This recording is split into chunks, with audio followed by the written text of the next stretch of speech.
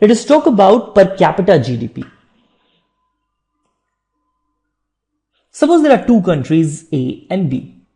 GDP in country A is say $100, while GDP in country B is $200.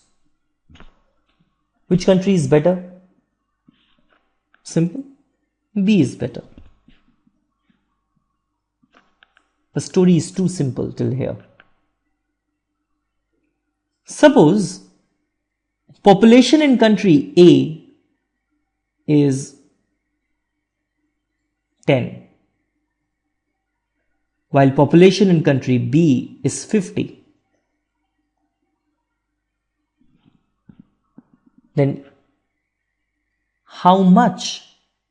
What is the proportion of GDP which is being divided among these 10 individuals? Every individual is getting 10 units of GDP in country A. So per capita GDP,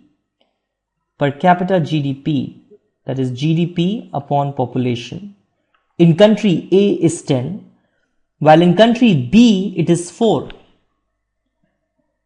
Now which country you think is better? Country A or country B? Of course country A. Well, in case if you compare India with some of the Scandinavian countries, what you found is that India's GDP must be some very high multiple of Scandinavian countries' GDP. But Scandinavian countries' GDP is again very high multiple of Scandinavian countries' per capita GDP is very high multiple of Indian per capita GDP. See, per capita GDP is telling you how much material possessions you can have. Right?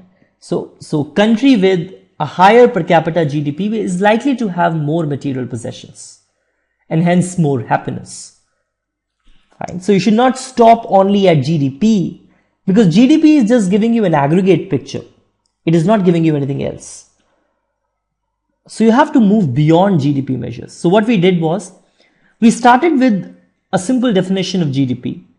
We said this, but we are ignoring some important facts in that definition.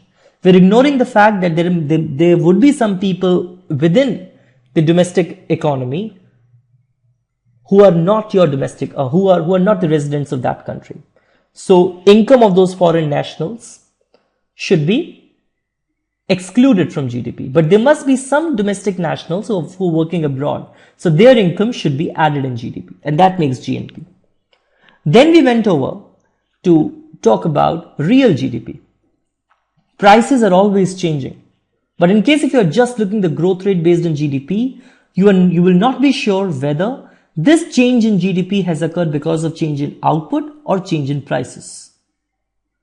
Then we went one step further and we said that there would have been different population sizes of two different countries.